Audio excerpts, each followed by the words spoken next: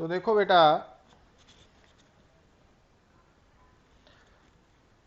तो जो previous lectures आप स्टार्ट किए हैं, डिस्कस कर चुके हैं ना आप सेंटर ऑफ मास ਦੇ ਰਿਗਾਰਡਿੰਗ। तो लास्ट ਲੈਕਚਰ ਚ ਅਸੀਂ ਗੱਲ ਕੀਤੀ ਸੀ ਹਾਊ ਟੂ ਫਾਈਂਡ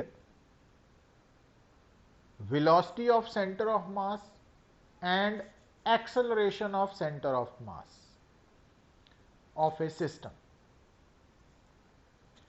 ਹੁਣ बेटा ਇੱਥੇ दो पॉइंट्स ਹੋਰ नोट करने ਆ। देखो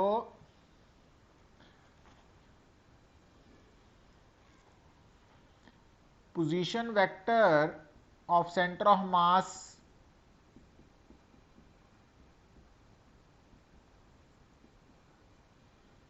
velocity of center of mass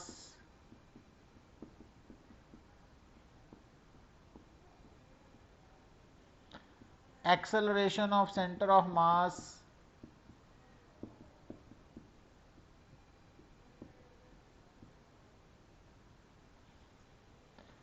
सो ये आप डिस्कस कर चुके हैं बेटा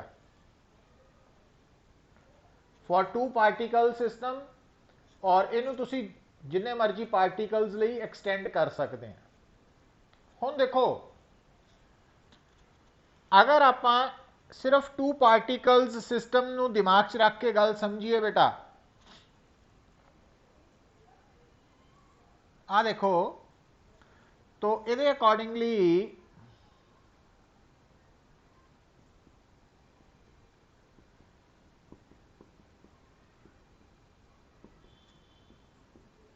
फॉर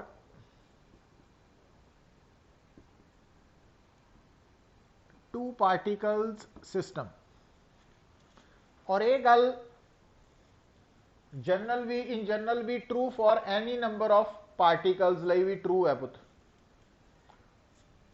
हुण ध्यान दियो अगर थोड़ा सिस्टम सिर्फ दो पार्टिकल्स का बनिया बेटा, फस्ट पार्टिकल का मास है m1, फस्ट पार्टिकल की वेलोसिटी है v1, सैकेंड पार्टिकल का मास है m2, सैकेंड पार्टिकल की वेलोसिटी है v2, तो m1 v1 है फस्ट पार्टिकल की मोमेंटम, m2 v2 है सैकेंड पार्टिकल की मोमेंटम। तो m1 v1 plus m2 v2 की हो गई सिस्टम की टोटल मोमेंटम। तो जो राइट हैंड साइड है एक ही हैगी बेटा टोटल मोमेंटम और total linear momentum of the system.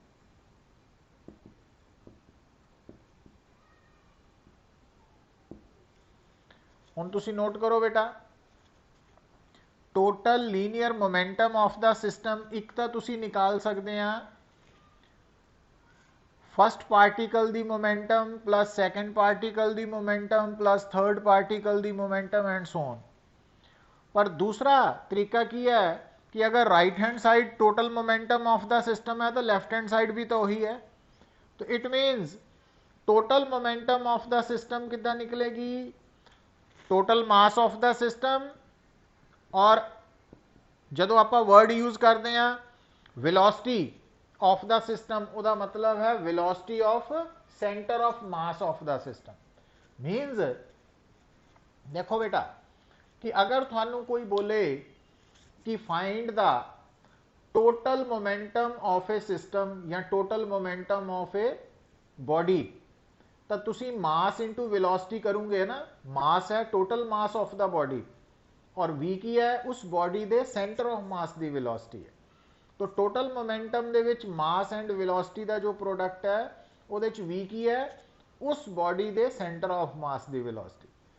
तो अगर आप total momentum of the system निकाली है तो एम वी च v की है उस system they centre of mass की वेलोसिटी। तो ये गल याद रखनी है तुसी। हुण देखो बेटा हुण इस गल नूं अगे एक्सटेंड करिए लॉ ऑफ कंजरवेशन ऑफ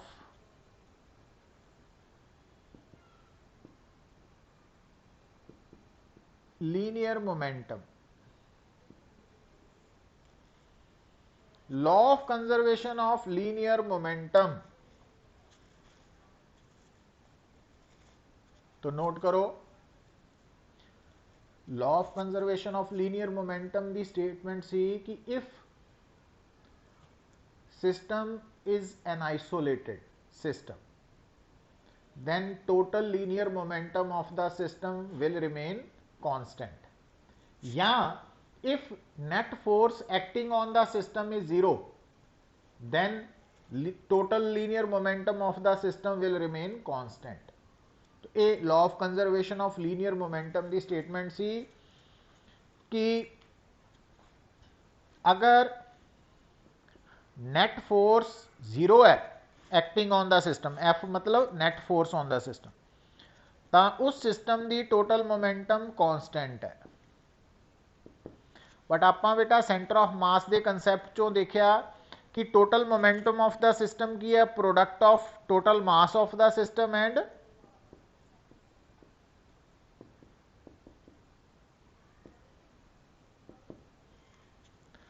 हुण क्योंकि टोटल मास कॉन्स्टेंट है सिस्टम का, तो इट मीन्स तो सेंटर ऑफ मास की वेलोसिटी भी कांस्टेंट रहेगी। हुण इत्थों किहड़ी गल तुहाडे कोल नवी इनफॉर्मेशन की आ गई बेटा, लिसन बड़ी इंपॉर्टेंट है, इनू आपां हुण डिफरेंट वेज च डिस्कस करना वा। वो ये है बेटा, देखो ध्यान नाल गल सुनो कि अगर थोड़े सामने एक आइसोलेटेड सिस्टम है, आइसोलेटेड सिस्टम है या वो सिस्टम है जिहदे ते नैट फोर्स जीरो है, तो उस सिस्टम की टोटल मोमेंटम तो कॉन्स्टेंट है ही law of conservation of linear momentum के अकॉर्डिंगली, पर अगर उस आइसोलेटेड सिस्टम का मास कॉन्स्टेंट है तो उस आइसोलेटेड सिस्टम की सेंटर ऑफ मास की वेलोसिटी भी कांस्टेंट है, तो सेंटर ऑफ मास की वेलोसिटी भी कांस्टेंट रहेगी। हुण इस गल नूं मैं एग्जाम्पल दे नाल क्लीयर करन लगा बेटा, बड़ी इंपॉर्टेंट पॉइंट है, इनू समझो। हुण फैमिलियर एग्जाम्पल ही मैं ले रहा, गन बुलेट सिस्टम। तो देखो बेटा, जो गन बुलेट सिस्टम है वो एक आइसोलेटेड सिस्टम है, क्योंकि ड्यूरिंग फायरिंग जो गन प्लस बुलेट है उहदे ते कोई एक्सटर्नल फोर्स नहीं लग रही सिस्टम ते, तो आइसोलेटेड सिस्टम है गन बुलेट सिस्टम।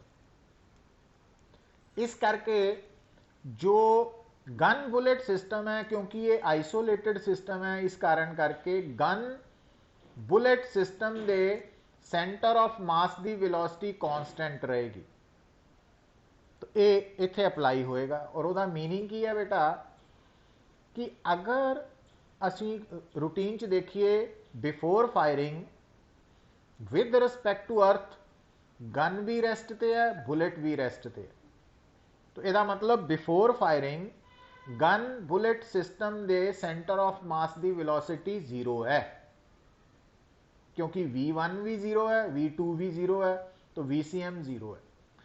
और उस तो बाद जदों असी बुलेट फायर करती तो बुलेट एंड गन दोनों मोशन च आ गए आफ्टर फायरिंग, पर स्टिल क्योंकि गन बुलेट सिस्टम एक आइसोलेटेड सिस्टम है, तो क्योंकि before firing gun plus bullet system की VCM जीरो है, तो इसका मतलब आफ्टर फायरिंग चाहे गन भी मोशन च आ चुकी है, बुलेट भी मोशन च है, but after even after firing gun bullet system की टोटल जो VCM है वो स्टिल जीरो ही रहेगी। क्यों ये क्यों कह सके, क्योंकि आप इस तो पहला law of conservation of linear momentum दा स्पेशल केस देखा कि अगर किसी भी सिस्टम ते नेट फोर्स जीरो है तो उस सिस्टम की मोमेंटम कांस्टेंट है, और अगर मोमेंटम कांस्टेंट है तो उस सिस्टम की VCM भी कांस्टेंट होएगी, प्रोवाइडेड उस सिस्टम का मास भी कांस्टेंट है।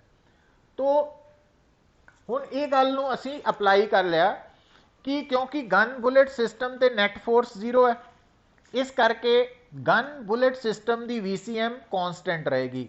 तो बिफोर फायरिंग VCM की जिन्नी वैल्यू है आफ्टर फायरिंग भी VCM की सेम वैल्यू होएगी। हुण बिफोर फायरिंग क्योंकि गन भी रेस्ट ते है बुलेट भी रेस्ट ते है तो VCM 0 है, इसका मतलब आफ्टर फायरिंग भी VCM 0 ही रहेगी चाहे गन और बुलेट इंडिविजुअली मूव कर रहे। क्लीयर है? तो इस करके ये गल नूं आपां इदां समझना वा बेटा। अच्छा दोबारा देखो, हुण अगर थानू कोई बोले, लिसन बेटा, कि एक बॉम्ब है तो वो बॉम्ब इनिशियली रेस्ट ते है। तो अगर एक बॉम्ब इनिशियली रेस्ट ते है बेटा तो यदा मतलब वो सेंटर ऑफ मास की वेलोसिटी भी 0 है। पर आफ्टर एक्सप्लोजन जिहड़ा बॉम्ब है ਉਹਦੇ ਵਿੱਚੋਂ ਉਹਦੇ ਮੰਨ ਲਓ 3 ਫਰੈਗਮੈਂਟਸ ਹੋ ਗਏ 4 ਹੋ ਗਏ ਹੈ ਨਾ ਟੁਕੜੇ ਹੋ ਗਏ। ਹੁਣ ਆਫਟਰ ਐਕਸਪਲੋਜ਼ਨ ਜਦੋਂ ਫਰੈਗਮੈਂਟਸ ਮੂਵ ਕਰਨਗੇ ਤਾਂ ਕੀ ਹੋਏਗਾ ਬੇਟਾ ਕਿ ਉਹ ਨਾ ਗੱਲ ਨੂੰ ਸੁਣੋ, तो वो ਜਿਹੜੇ ਫਰੈਗਮੈਂਟਸ ਹੈ ਨਾ ਪਲੱਸ ਆਪਾਂ ਇੱਥੇ ਬੌਮ ਗੱਲ ਨੂੰ ਸੁਣਿਓ ਪੁੱਤ, ਹੁਣ ਫਰਕ ਸਮਝਿਓ ਧਿਆਨ ਦਿਓ। ਜਿਹੜੀ ਬੜੀ ਮੈਂ ਇੰਪੋਰਟੈਂਟ ਗੱਲ ਦੱਸਣ ਲੱਗਾ कि बिफोर एक्सप्लोजन क्योंकि जिहड़ा बॉम्ब प्लस अर्थ सिस्टम है ना, उहदी VCM की है 0 क्योंकि बिफोर एक्सप्लोजन अर्थ भी रेस्ट ते है तो बॉम्ब भी रेस्ट ते अर्थ के उपर, तो VCM 0 है। तो आफ्टर एक्सप्लोजन जो बॉम्ब दे मान लो 4 फ्रैगमेंट्स हो गए, 3 भी हो सकते 2 भी 5 भी, तो जिन्ने भी फ्रैगमेंट्स होए वो फ्रैगमेंट्स प्लस अर्थ दी आफ्टर एक्सप्लोजन भी VCM की वैल्यू 0 ही रहेगी। क्यों? क्योंकि बॉम्ब प्लस अर्थ सिस्टम जो है वो एक आइसोलेटेड सिस्टम है और आइसोलेटेड सिस्टम दे विच P कॉन्स्टेंट होने करके VCM भी कॉन्स्टेंट रहेगी। तो ये पॉइंट्स जिहड़े आ आंसर करने लिए बड़े जरूरी है। अच्छा हुण देखो बेटा, हुण अगर एक इनू होर गल नूं आपां क्लीयर करिए कि अगर बेटा तुहाडे कोल सपोज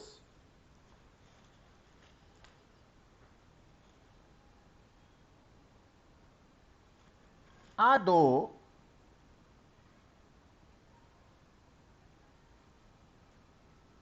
पार्टिकल्स है, तो थोड़े सामने 2 पार्टिकल्स है। फर्स्ट पार्टिकल का मास m1 है, सेकंड पार्टिकल का मास m2 है। और दिमाग च की रखना भी ये 2 पार्टिकल्स मिलके बना रहे हैं आइसोलेटेड सिस्टम। हुण इहदा मतलब ये जिहड़े 2 पार्टिकल्स है इन्हां दे उपर एक्सटर्नली बाहरों कोई फोर्स नहीं लग रही, ये एक दूसरे ते फोर्स लगाएंगे और किहड़ी होएगी because of their masses gravitational force. तो M1 M2 नूं अपनी तरफ अट्रैक्ट करेगा, M2 M1 नूं अपनी तरफ अट्रैक्ट करेगा, ठीक है, बट बाहरों होर कोई फोर्स नहीं लग रही। तो M1 M2 2 पार्टिकल्स मिलके बना रहे एक आइसोलेटेड सिस्टम। हुण बेटा इनिशियली ये पार्टिकल्स नूं आपां सर्टन डिस्टेंस अपार्ट दूर रखता सी। रखदा मतलब भी शुरू च स्टार्टिंग च M1 और M2 जिहड़े पार्टिकल्स है वो रेस्ट ते सी। तो हुण गल नूं सुनियो पुत्त, अगर M1 M2 दोनों पार्टिकल्स इनिशियली रेस्ट ते सी तां VCM इन्हां दे सिस्टम दी जो सेंटर ऑफ मास की वेलोसिटी है वो 0 है क्योंकि दोनों इनिशियली रेस्ट ते है। पर उस तो बाद की होया, ये ड्यू टू ग्रेविटेशनल फोर्स एक दूसरे वाल मूव करन लग पे। हुण जदों ये एक दूसरे वाल मूव कर रहे हैं बेटा, M2 M1 ते फोर्स लगा रहा तो उहदे करके M1 एक्सलरेट हो रहा, उहदी स्पीड वध रही है, और M1 M2 ते फोर्स लगा रहा तो M2 की भी स्पीड वध रही है। तो हुण M2 m1 और इत्थे तक आके यदी वेलोसिटी v1 हो गई और यदी वेलोसिटी v2 हो गई। तो इनिशियली क्योंकि दोनों रेस्ट ते सी, तो अगर दोनों इनिशियली रेस्ट ते सी बेटा, तो VCM अगर 0 है तो उस तो बाद ये जेडे मूव भी कीते है तो ਉਹਦੇ ਲਈ कोई एक्सटर्नल फोर्स रिस्पॉन्सिबल नहीं है, इंटरनल फोर्सेस करके मूव कीते है। तो यदा मतलब स्टिल चाहे दोनों पार्टिकल्स एक दूसरे ते फोर्सेस करके मूव कर भी रहे हैं तो भी इन्हां दी VCM की वेलोसिटी की रहेगी, 0 ही रहनी है। तो वो पॉइंट बार बार आप क्यों इनू सॉलिडिफाई कर रहे हैं कि अगर थोड़े सामने कोई आइसोलेटेड सिस्टम है बेटा और उहदे ते कोई एक्सटर्नल फोर्स नहीं लग रही तो उस सिस्टम की जो इनिशियल VCM है फाइनल भी वही रहनी है, चाहे इनिशियली उस सिस्टम के पार्टिकल्स रेस्ट ते सी और थोड़ी देर बाद under the effect of internal forces वो मोशन च सैट हो गए, बट स्टिल की होएगा कि उन्होंने VCM उही रहेगी जिन्नी इनिशियली सी, उहदे च कोई फर्क नहीं आना। हुण जिद्दां लास्ट एग्जाम्पल च दोबारा मैं बोल रहा, ध्यान नाल देखो कि साडा सिस्टम बनया होया आइसोलेटेड दो particles having masses m1 and m2 और दोनों पार्टिकल्स इनिशियली रेस्ट ते है और उस तो बाद under the effect of gravitational forces वो एक दूजे वाल अट्रैक्ट हुए और मोशन च सैट हो गए। तो after some time first particle की वेलोसिटी v1 हो गई, सेकेंड की v2 हो गई, कोई गल नहीं, बट स्टिल हुण मोशन च सैट होने तो बाद भी m1 m2 सिस्टम की जो VCM है वो उन्नी ही रहेगी जिन्नी शुरू च सी, और शुरू च किन्नी सी, क्योंकि शुरू च दोनों m1 m2 रेस्ट ते सी, इस करके VCM 0 सी। तो यदा मतलब दोनों के मूव करन तो बाद भी VCM 0 ही रहनी है। तो ये law of conservation of linear momentum नू एक्सप्रैस करन दी अदर वे साडे को तरीका वा कि VCM कॉन्स्टेंट है ना, बट इनू थोड़ा जिहा ध्यान रखना कि law of conservation of linear momentum तो ये कहता ना कि अगर नेट फोर्स 0 है तो मोमेंटम कांस्टेंट रहनी है, पर क्योंकि momentum product of mass and VCM है, तो अगर मास कांस्टेंट रहेगा सिस्टम का ओनली देन VCM कांस्टेंट रहेगी। तो ये थोड़ा जिहा ध्यान रखीदा कि अगर नेट फोर्स 0 है, सिस्टम आइसोलेटेड है, तो अगर आइसोलेटेड सिस्टम का टोटल मास कांस्टेंट है तो VCM भी कांस्टेंट रहेगी। तो इस गल नूं बेटा थॉरली समझना वा। तो ये तो है रिगार्डिंग कि VCM कांस्टेंट का कंसैप्ट और वो किस कंडीशन के अंडर VCM कांस्टेंट है, तो वो तक कोई डाउट नहीं होना चाहिए है ना इतों इन्नी डिस्कशन तो बाद। तो हुण एक गल होर नोट करो बेटा, फिर आप दोबारा इस गल नूं एक अदर फॉर्म चो मैं डिस्कस करूँगा, बड़ा इंपॉर्टेंट पॉइंट है कि एक गल नोट ये करनी है, देखो क्योंकि टू पार्टिकल सिस्टम नाल आप सारी एक्सप्लेनेशन कर रहे हैं, तो आ देखो बेटा कि इस इक्वेशन के accordingly m ACM is equal to m1 A1 plus m2। हुण गल सुनियो पुत, टू पार्टिकल सिस्टम के लिए आ की है फस्ट पार्टिकल का मास, फस्ट पार्टिकल की एक्सलरेशन। जदों भी तुसी पार्टिकल के मास नू पार्टिकल की एक्सलरेशन नाल मल्टीप्लाई करते हैं ना, वो की आ जाती बेटा net force on the particle.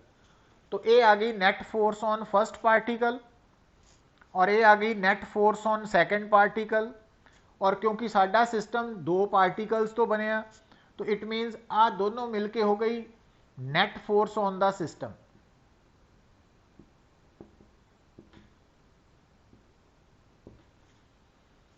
Net force on the system, जे right hand side net force है तो लेफ्ट हैंड साइड भी नेट फोर्स है। तो यह मतलब नेट फोर्स हमेशा, अगर net force on the system measure करनी है वो की है mass of the system, total mass of the system and acceleration of its centre of mass the product है। मतलब हुण गल नूं समझो बेटा, नो डाउट ये फार्मूला असीं पढ़े होया, अगर देखो हुण गल नूं समझियो, हुण मैं इस गल नूं दोबारा रिपीट कर रहा, ये फार्मूला आपां ऑलरेडी पढ़ चुके सी, आ भी पढ़िया वा।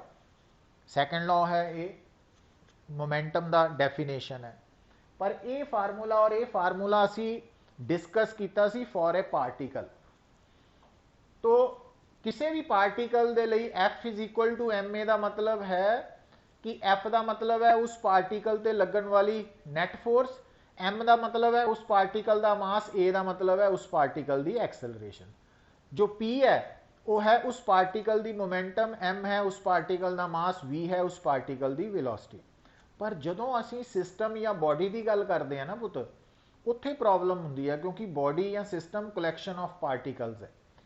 तो हुण सानू गल क्लीयर हो गई कि किसी भी बॉडी लई अगर F is equal to M A लिखिया तो उस फार्मूला च एम है उस बॉडी का मास, पर ए की है बॉडी की एक्सेलरेशन नहीं कहना, कह दें आप भी बॉडी की एक्सेलरेशन, पर बॉडी की एक्सेलरेशन का मतलब है उस बॉडी के सेंटर ऑफ मास की एक्सेलरेशन। आप बोल दें वेलोसिटी ऑफ द बॉडी, पर जो असी वेलोसिटी ऑफ बॉडी बोलते हैं तो वह मतलब है उस बॉडी के सेंटर ऑफ मास की वेलोसिटी।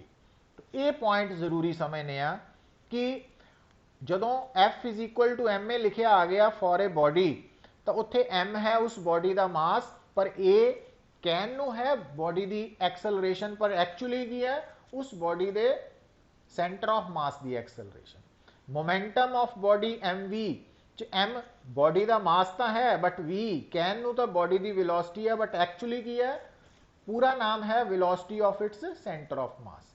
तो ये पॉइंट्स बेटा अज तो बाद समझने हैं। तो ये तो सी रिगार्डिंग सेंटर ऑफ मास का कंसैप्ट, आरसीएम कितना लोकेट करना, वीसीएम, एसीएम, तो ये वाली सारी डिस्कशन। हुण बेटा दोबारा देखो कि अगर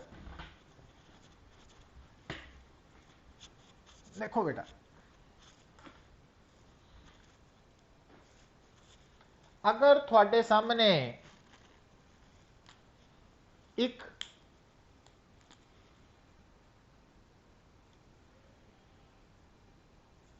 सिस्टम है बेटा, आइसोलेटेड सिस्टम, दो पार्टिकल्स का बनया होया वा। हुण एक कंसैप्चुअल प्रॉब्लम बड़ी इंपॉर्टेंट है, इनू ध्यान नाल समझियो बेटा। तो आ दो पार्टिकल्स है जिहड़े मिलके आइसोलेटेड सिस्टम बना रहे, और ये particles initially R distance apart है, दोनों पार्टिकल्स दे विचली दूरी आर है, और initially both are at rest.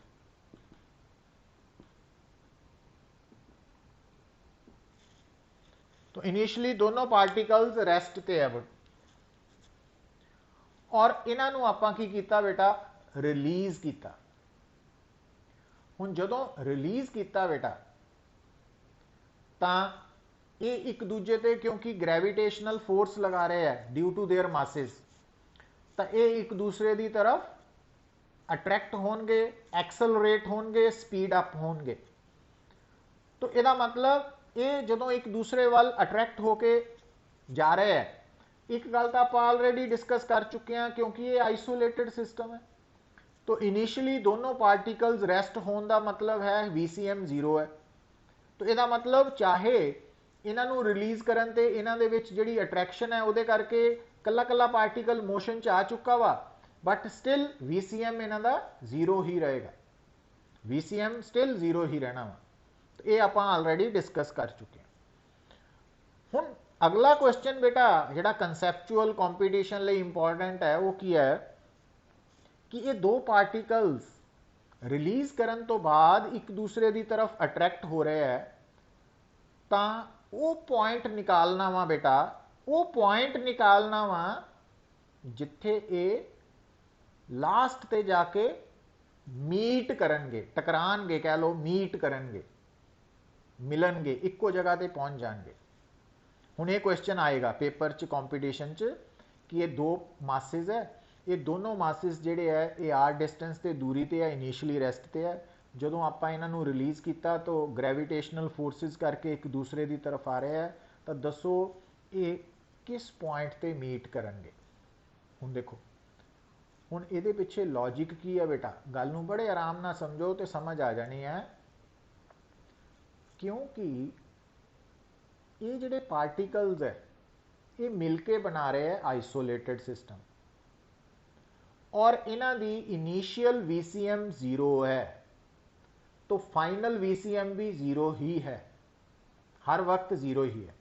इसका मतलब चाहे पार्टिकल्स मूव कर रहे हैं बेटा इंडिविजुअली, पर इन्हां दा सेंटर ऑफ मास रेस्ट ते है। मतलब इन्हां दा सेंटर ऑफ मास शुरू तो लैके एंड तक उत्थे ही रहना वा। मतलब शुरू तो लैके लास्ट ते जदों इन्हां ने मीट करना तो इन्हां दा सेंटर ऑफ मास उत्थे ही रहना। तो इट मीनस इन्हां ने मीट कित्थे करना, सेंटर ऑफ मास वाली लोकेशन ते पहुंचना वा। क्योंकि जे होर किसी पॉइंट ते मीट करनगे तो इन्हां दा सेंटर ऑफ मास शिफ्ट हो गया वा। सो इसका मतलब ये जिहड़ा हुण क्वेश्चन मैं बोलिया सी, इनू दोबारा सुनो पुत्र, बड़ा इंपॉर्टेंट कंसैप्ट है कि यदि अंडरस्टैंडिंग होनी जरूरी है कि अगर दो पार्टिकल्स है इनिशियली रेस्ट ते है, सैपरेटेड बाय सर्टन डिस्टेंस आर, तो अगर इन्हों आप रिलीज करांगे तो क्योंकि इनिशियली VCM 0 है तो फाइनली भी VCM 0 रहना। तो यदा मतलब ये पार्टिकल्स चाहे फाइनली मोशन च सैट हो चुके हैं रिलीज करने तो बाद, बट इन्हों ने अल्टीमेटली जिस जगह ते लास्ट ते पहुंचना वा वो इन्हों के सिस्टम का सेंटर ऑफ मास है। इसका मतलब आप एक्चुअली सानू कह रहा सेंटर ऑफ मास की लोकेशन फाइंड आउट करो।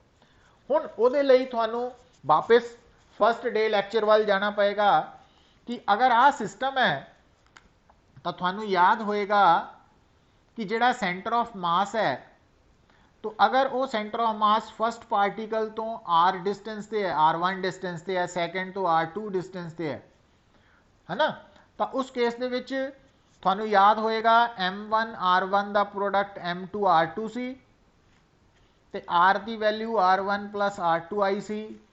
तो इत्थों आप R1 की वैल्यू इत्थे निकाल पुट कर सकते हैं, या R2 की वैल्यू इत्थे पुट करके सॉल्व किया सी, और उस तो बाद साडा जो R1 आएगा वो आएगा M2 R over M1 plus M2, ते R2 आएगा M1 R over M1 plus M2। तो ये नाल रिजल्ट याद होना चाहिए। तो इसका मतलब अगर दो पार्टिकल्स इनिशियली एक दूजे तो कुछ दूर है और उस तो बाद वो एक दूसरे ते फोर्स लगा के नेड़े आ रहे हैं, तो वो अल्टीमेटली किस पॉइंट ते मीट करेंगे, सिस्टम के सेंटर ऑफ मास से। तो सेंटर ऑफ मास निकालने लई तुसी फर्स्ट पार्टिकल तो डिस्टेंस R1 दस सकते हैं या सैकेंड पार्टिकल तो डिस्टेंस R2 दस सकते हैं। उहदे लई मैं इक्वेजन सर्कल की। इत्थे तक कोई डाउट है दसो बेटा, किसी नूं कोई डाउट?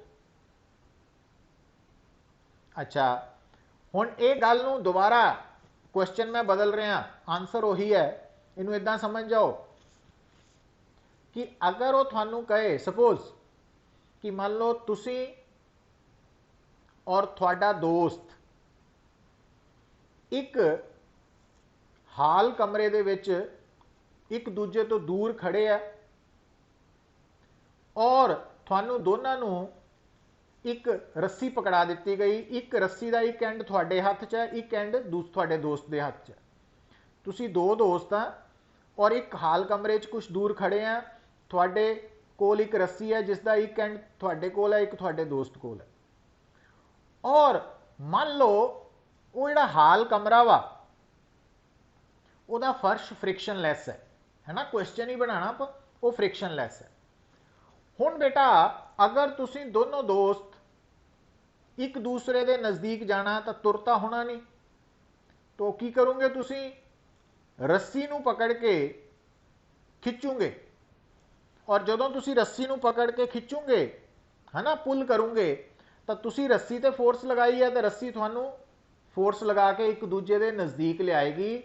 मतलब इस डायग्राम च जिहड़ा काम ग्रेविटेशनल फोर्स कर रही सी, तो रस्सी वाले केस च टेंशन करेगी, और तुसी अल्टीमेटली किस जगह पे जाके मीट करोगे बेटा, थोड़े और थोड़े दोस्त का जिहड़ा सेंटर ऑफ मास है उस वाली जगह पे।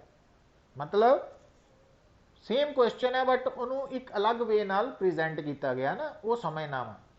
तो हुण इत्थे फ्रिक्शन ना होने करके जिहड़ी होरीजोनटल डायरैक्शन है उहदे अलॉन्ग नैट फोर्स जीरो हो गई, एक्सटर्नल फोर्स, इस करके अलॉन्ग होरीजोनटल डायरैक्शन तुहाडी मूवमेंट भी तो अलॉन्ग होरीजोनटल ही होनी है ना सरफेस दे, तो इस कारण करके उत्थे VCM अलॉन्ग होरीजोनटल सरफेस कॉन्सटेंट रहेगा। तो सेम क्वेश्चन नूं अदर फॉर्म च किद्दां प्रेजेंट किया जा सकदा वो तुहानूं दसदा।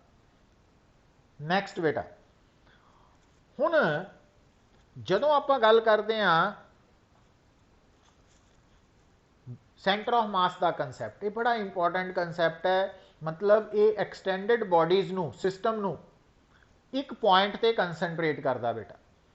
हुण इस कंसैप्ट नूं फर्दर इलैबोरेट करन लई नैक्सट जो पॉइंट आपां डिस्कस करना वा वो है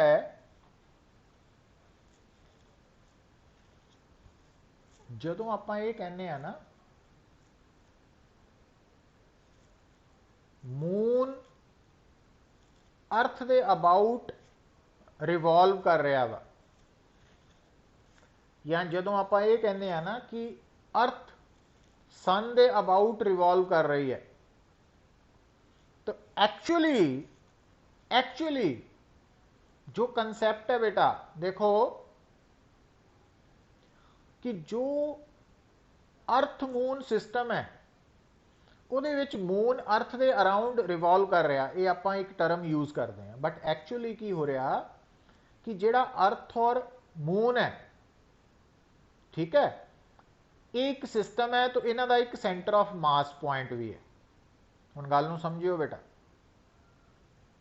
हुण आ देखियो मैं हाले अर्थ और मून की पूरी डायग्राम नहीं ड्रॉ कर रहा, मैं की कर रहा आ बेटा, ये है सेंटर ऑफ अर्थ, ये अर्थ का सेंटर है और आ मून का सेंटर है, CE सेंटर ऑफ अर्थ, ये सेंटर ऑफ मून। तो अगर आप निकालना वा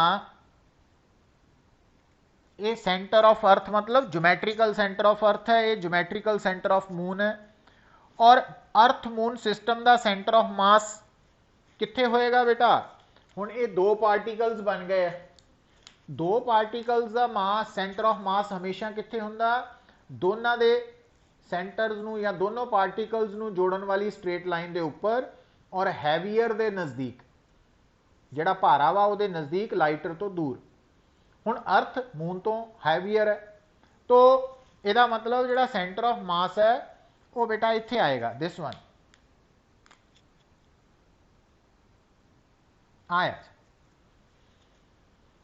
हुण एक्चुअली ध्यान दियो बेटा, एक्चुअली जिहड़ी मून है ना, कहन नूं तां पहली नज़र च यही है कि ये अर्थ के अबाउट रिवॉल्व कर रहा, बट इदा नहीं है।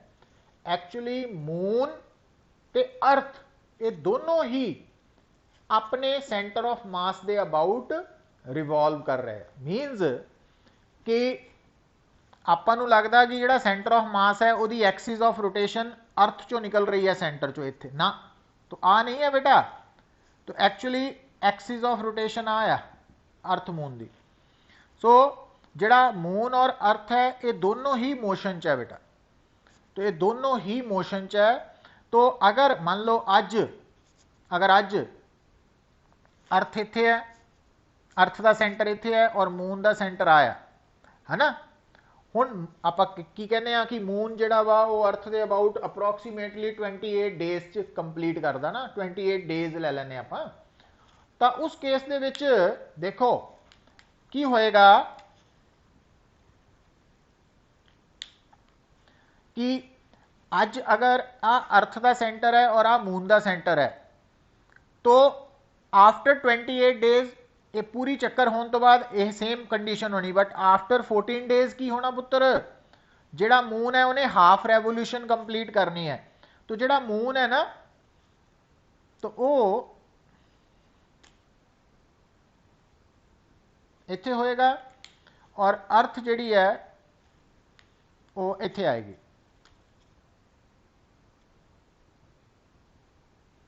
आ सेंटर ऑफ मास उत्थे ही रहना वा। मीनस कि जिहड़ा अर्थ आ आ आ मून का ऑर्बिट है और आ अर्थ का ऑर्बिट है। तो हुण आफ्टर 14 डेज, तो अगर ये सन है और ये अर्थ है, तो ये सिचुएशन अगर अज है तो ये आफ्टर, क्योंकि पूरा रेवोल्यूशन हुंदा 365 डेज वो हाफ बाद, हाफ ईयर तो बाद आ उल्ट सिचुएशन हो जाती है सन और अर्थ ले। तो ये आप अर्थ और मून के नाल गल समझ रहे हैं। तो कहने का मतलब ये कि मून सन, जो मून अर्थ के अबाउट रिवॉल्व कर रहा, उस मून की जो एक्सिस ऑफ रोटेशन है सर्कुलर मोशन की, वो अर्थ के सेंटर चो नहीं लंघ रही, वो centre of mass of earth moon system चो लंघ रही है, और अर्थ भी रिवॉल्व कर रही है। पर एक्चुअली गल की है पुत्र कि ये जो सेंटर ऑफ मास है ना, ये अर्थ के सेंटर तो जिन्नी दूर है वो पॉइंट अर्थ के अंदर ही आ रहा, क्योंकि अर्थ का रेडियस जोड़ा वा वो 6400 किलोमीटर है। इस करके सानू लगता यह है कि मून अर्थ के आले दुआले घूम रहा, बट एक्चुअली अर्थ और मून दोनों ही अपने सिस्टम के सेंटर ऑफ मास के अराउंड रिवॉल्व कर रहे हैं। और इदा ही कहन नू अर्थ सन के अबाउट रिवॉल्व कर रही है, बट एक्चुअली अर्थ और सन सिस्टम जोड़ा वा वह जोड़ा सेंटर ऑफ मास है वो आले दुआले दोनों रिवॉल्व कर रहे हैं। तो ये गल समझनी बड़ी जरूरी है। दूसरा पॉइंट बेटा, हुण देखो गल नू समझो, अगर थोड़े हाथ दे विच बेटा एक बॉल पकड़ी है, हुण गल नू सुनियो पुत, बॉल बॉडी है ना। हुण बॉल की जगह ते तुसी क्रिकेट बैट भी पकड़ सकते हैं, है ना। तो बॉल है या क्रिकेट बैट है या कोई भी ऑब्जेक्ट है बॉडी जो तुसी हाथ च पकड़ी है, तो उन्होंने तुसी at an angle theta with horizontal throw करो। अगर तुसी किसी बॉडी नू at an angle theta throw करते हैं पुत, तो पाथ की होगा बेटा, दस सकते हैं?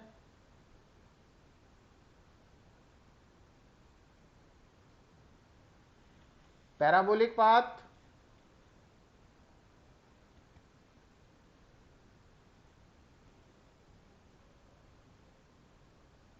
पैराबोलिक पाथ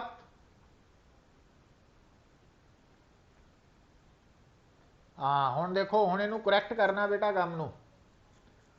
फिर गल उही है, जदों आपां प्रोजैक्टाइल मोशन बारे पढ़िया सी, तो एक्चुअली 4th यूनिट और उस तो पहला जिन्ने भी टॉपिक सी वो सारे रिजल्ट्स पार्टिकल लिए एप्लीकेबल है, पार्टिकल लिए। हुण मैं वर्ड यूज कर रहा बॉडी, बैट नू थ्रो किया, बॉल नू थ्रो किया ना एट एन एंगल थीटा। तो जदों आपां कहने आ, कहन नू आपां की कह दिंदे आ कि बैट का पाथ की होएगा पैराबोलिक, बट एक्चुअली बैट का पाथ पैराबोलिक नहीं होएगा बेटा। जो बैट या बॉल है जिन्हों आपां थ्रो किया, उन्हां दे सेंटर ऑफ मास दा पाथ पैराबोलिक होएगा, समझ गए। तो जो बैट नू सुटूंगे हवा च, है ना, तो वह सेंटर ऑफ मास का पाथ पैराबोलिक होएगा। पूरे बैट का जिहड़ा पाथ है वह पैराबोलिक नहीं होना, क्योंकि कई बार आप जो बैट नू सुटांगे ना, बैट रोटेट करेगा हवा च, घूमेगा भी, पर वह जिहड़ा सेंटर ऑफ मास है ना बैट का, वो पैराबोलिक पाथ फॉलो करेगा। ये ध्यान च रखना कि ये एक्चुअल जो अंडरस्टैंडिंग है कंसैप्ट की, वो ये कि जदों भी किसी बॉडी नू आपां थ्रो करते हैं making some angle with horizontal, तो उस बॉडी का जो सेंटर ऑफ मास है वो पैराबोलिक पाथ फॉलो करता। तो जिहड़ा ओवरऑल बॉडी का मोशन है वो डिफरेंट भी आ सकता, कॉम्पलैक्स नेचर का भी हो सकता, बट वह सेंटर ऑफ मास का पाथ हमेशा पैराबोलिक होएगा। अच्छा, फिर देखो बेटा, हुण अगर मान लो तुसी जिस बॉडी नू थ्रो किया वा making an angle theta with horizontal, वो बॉडी एक बॉम्ब है, वो बॉम्ब है। हुण बॉम्ब जिहड़ा वा वो मान लो रस्ते च फट गया, एक्सप्लोड कर गया, है ना, वो टुकड़े हो गए, फ्रैगमेंट्स बन गए। तो अगर वो बॉम्ब फ्रैगमेंट्स च डिवाइड हो गया, तो मान लो वो 3 फ्रैगमेंट्स हो गए या 4 फ्रैगमेंट्स हो गए, तो वो जिहड़ा बॉम्ब है बेटा, वो फ्रैगमेंट्स आफ्टर एक्सप्लोजन ਇਦਾਂ ਮੂਵ ਕਰਨਗੇ ਕਿ ਸਟਿਲ ਆਫਟਰ ਐਕਸਪਲੋਜ਼ਨ ਉਹਦੇ ਜਿੰਨੇ ਵੀ ਫਰੈਗਮੈਂਟਸ ਹੈ ਉਹਨਾਂ ਸਾਰੇ ਫਰੈਗਮੈਂਟਸ ਦਾ ਜਿਹੜਾ ਸੈਂਟਰ ਆਫ ਮਾਸ ਹੈ ਉਹ ਸਟਿਲ ਪੈਰਾਬੋਲਿਕ ਪਾਥ ਫਾਲੋ ਕਰੇਗਾ। ਮਤਲਬ ਇੱਕ ਤਾਂ ਜਦੋਂ ਆਪਾਂ ਕਿਸੇ ਬੋਡੀ ਨੂੰ ਥਰੋ ਕਰਦੇ ਆ ਬੇਟਾ ਤਾਂ ਉਹ ਬੋਡੀ ਦਾ centre of mass parabolic path follow ਕਰਦਾ ਨਾ, ਜੇ ਇਨਕਲਾਈਨਡ ਡਾਇਰੈਕਸ਼ਨ 'ਚ ਅਸੀਂ ਥਰੋ ਕਰੀਏ। ਦੂਜਾ, ਅਗਰ ਉਹ ਬੋਡੀ ਰਸਤੇ 'ਚ ਟੁੱਟ ਜਾਏ, ਫਟ ਜਾਏ, ਉਹਦੇ ਫਰੈਗਮੈਂਟਸ ਹੋ ਜਾਣ, ਅਗਰ ਉਹ ਬੌਂਬ ਹੈ ਔਰ ਫਰੈਗਮੈਂਟਸ ਬਣ ਜਾਣ, ਤਾਂ ਉਹ ਫਰੈਗਮੈਂਟਸ ਜਿਹੜੇ ਆ ਅਲੱਗ-ਅਲੱਗ ਡਾਇਰੈਕਸ਼ਨ 'ਚ ਮੂਵ ਕਰਨਗੇ, ਪਰ ਸਟਿਲ ਆਫਟਰ ਐਕਸਪਲੋਜ਼ਨ ਉਹਨਾਂ ਡਿਫਰੈਂਟ ਫਰੈਗਮੈਂਟਸ ਦੀ ਜੋ ਸੈਂਟਰ ਆਫ ਮਾਸ ਹੈ ਉਹ ਸਟਿਲ ਪੈਰਾਬੋਲਿਕ ਪਾਥ ਫਾਲੋ ਕਰੇਗਾ, ਜਿਹੜਾ ਪੂਰੀ ਬॉडी ने बिना एक्सप्लोजन करना सी, तो वही पाथ फॉलो होना बेटा। तो ये बड़े इंपॉर्टेंट पॉइंट्स है जिहड़े तुहानू याद रहने चाहिए है regarding centre of mass concept. तो सेंटर ऑफ मास कंसैप्ट जो है उहदे बारे आपां कुछ बेसिक गल्लां डिस्कस कीतियां। हुण बेटा देखो, ਹੁਣ ਇਹ ਜਿਹੜਾ centre of mass the topic ਹੈ ਉਹ ਇਸ ਦੇ ਨਾਲ ਤਾਂ ਹੋ ਗਿਆ ਕੰਪਲੀਟ।